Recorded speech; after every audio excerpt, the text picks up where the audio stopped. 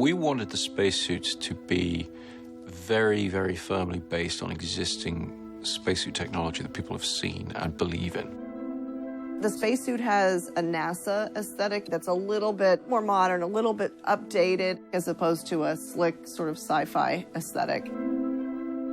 You couldn't identify it as something that comes from one of the NASA missions, but you feel like it's of that world. Because we wanted to always be tapping into that history. We wanted to always be seeing a classic sort of astronaut figure, not too futuristic an idea of them. In conceiving it and doing the first sketches, even in sourcing the fabric, everything, it always was like, what is really useful about this? So everything on the suit, to me, has a purpose. Nothing's really decorative. Like, there's pockets for things to go in. The backpack is functional. The clips in the front are functional so the backpack can hook in. Like, even the padding along the edge is like, it's there, bunk, in case they knock themselves.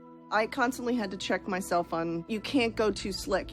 It also helps, like, we were all working in the same production office. You don't go in a direction that no one else is going in. You're all kind of in sync. In fact, when we were first developing the suit and we wanted portions of it to be quilted, we had a piece quilted and both Nathan and Chris were in there and they were like, they liked it.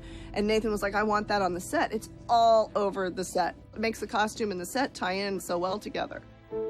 They made our astronaut costumes a little slicker, a little slimmer, a little more fitted. It seems more functional than a modern NASA suit. Thinner in the arms and near the joints so that you can still move around in them. We realized very early on that we weren't going to pressurize the suit, and that's what gives you that big, massive, puffy quality. But we wanted an implication of pressurization, so that's why it has bulk to it. There were moments when emotions are running high or things are difficult. Wearing a suit, that wasn't the easiest thing in the world to wear. Really, I thought it helped the performances.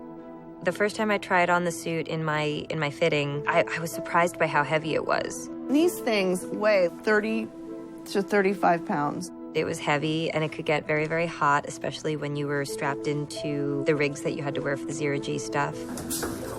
Thanks. As we shoot on these warmer stages, we have a cooling shirt that goes on underneath the suit.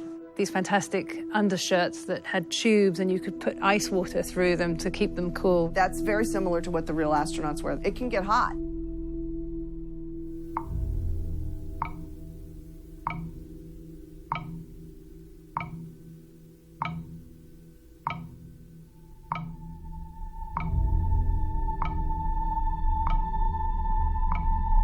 The development of the helmet, it was a painstaking process. People have to breathe in this.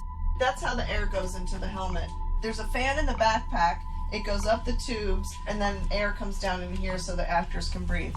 We had microphones in the helmet so that the actors could communicate, and we actually recorded their voices through the helmets.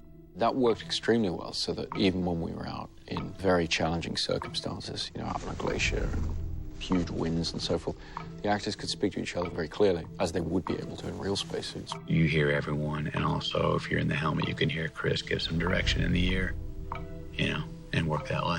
And what was fantastic for us was also that, you know, we've been shooting with these enormous IMAX cameras that are incredibly loud and very difficult to use for dialogue scenes for that reason. The helmets meant that we were able to shoot dialogue scenes suddenly with these loud cameras. Which really allowed us to not have to do any kind of, you know, dialogue replacement at the end.